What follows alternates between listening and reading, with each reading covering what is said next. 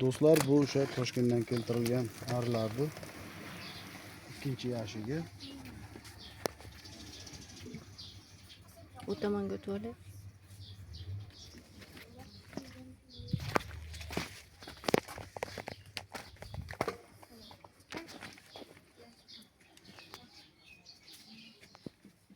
İkinci yashigini ham mana ko'ramiz.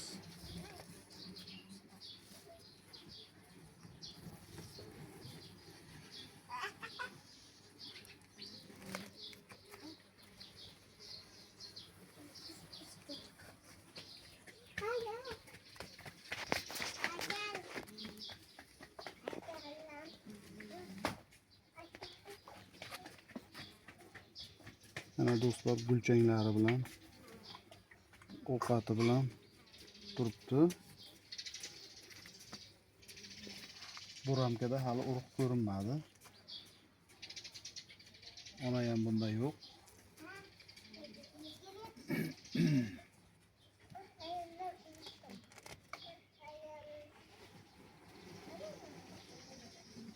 İkinci ramkası. Mana ikkinchi ramkasida to'liq pechatlangan urug'. Zo'r holatda. Ari chiqib ketgan joylariga ham, yangi arilar chiqqan joylariga ham ona ari urib qo'ygan. Bu tomoni ham mana to'liq pechatlangan, chiqqan joylariga yangi qo'yilgan. Yaxshi holatda.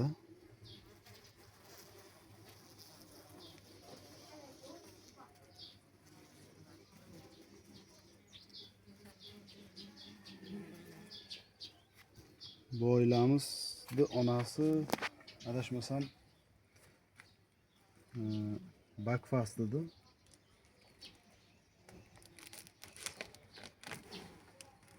Buckfast shu nukleusga joylanishida bo'lib joylangan edi. Bu 25-yilgi matka.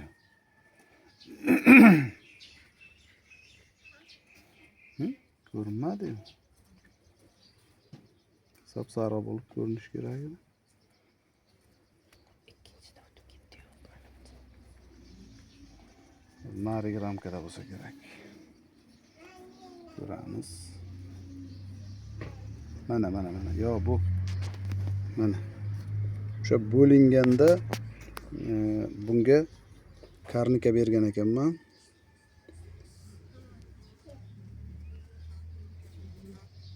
Juda yaxshi holatda urib qo'yib yuribdi. Xudo xolasa, bu 26-yilgi matka.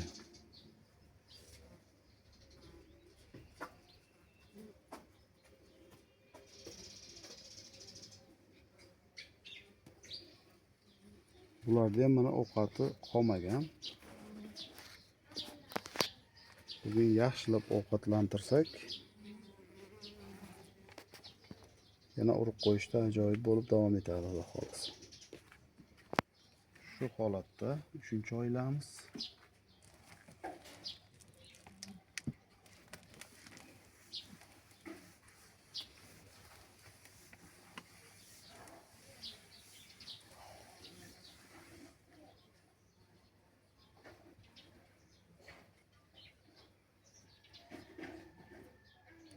Oldingi videolarimizda ham aytganmiz.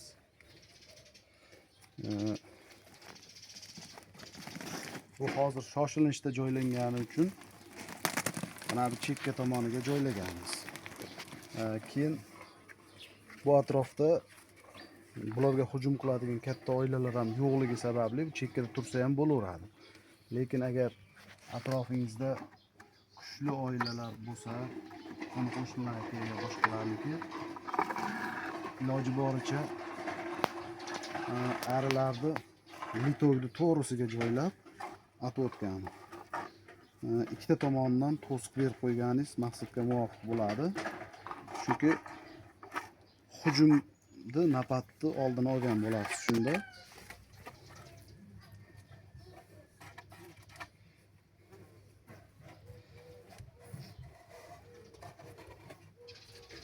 Endi bu bizni qishloqdagi arilarni ko'pi hozir ko'pchilik arichilar dalaga olib borgan, boshqa qilgan. Shuning uchun bu yerda ari kam.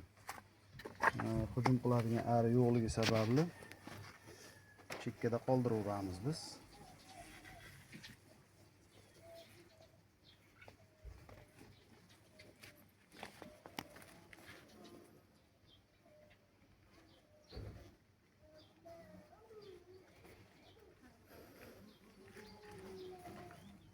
Mana ovqati yaxshi bu oilada.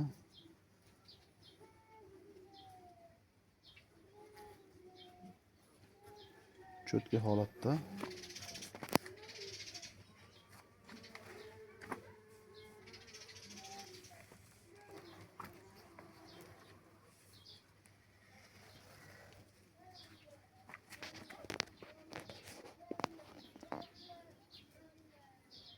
Bularni qaysi biridir ro'y ari, o'zimizda ari qochib qo'shnilikka chiqib olgan ekan. Ushlab chiqdik. Bitta qochganda mana shu ro'y ari ekan, kardavom matka. Uruqqa kirgandan keyin qochib chiqib ketadi.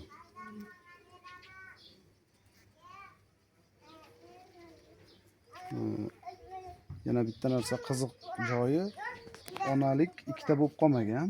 Bularda shu onani o'zi hamma arini olib qochib chiqib ketgan. Menimcha bularga o'sha eski yashik yoqmadi Toshkentdagi. Ushlab kelib, keyin mana shu yangi yashikka joyladik.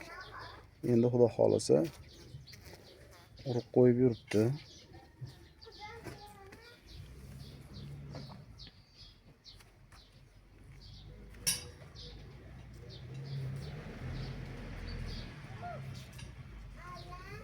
Ovqatlari ham yaxshi holatda.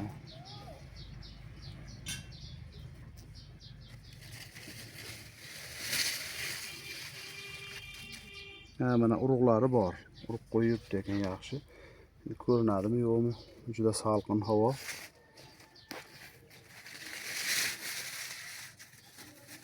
Bu tarafida ham bor ekan.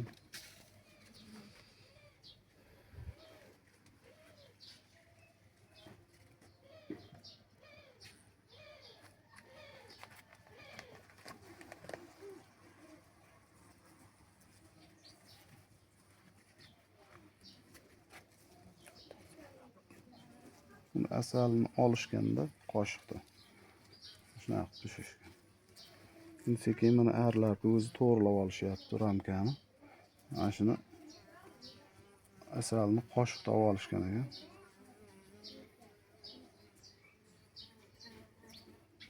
Xullas mana bu arimiz ham xudo xolasa urug'da yaxshi holatda. Bittagina urchimagan matkamiz qoldi bu yerda. Bu ham quyosh chiqib havolarimiz yaxshi bo'lsa o'qatib ketadi degan umiddamiz. Bularga bugundan ovqat berishni boshlaymiz, nasib bo'lsa. Like bosib, qo'llab-quvvatlab turish esdan chiqmasin. Obuna bo'lib qo'yishni ham unutmanglar. Bundan keyingi videolarimiz xudo xolasa bundan ham qiziqroq bo'ladi. Omon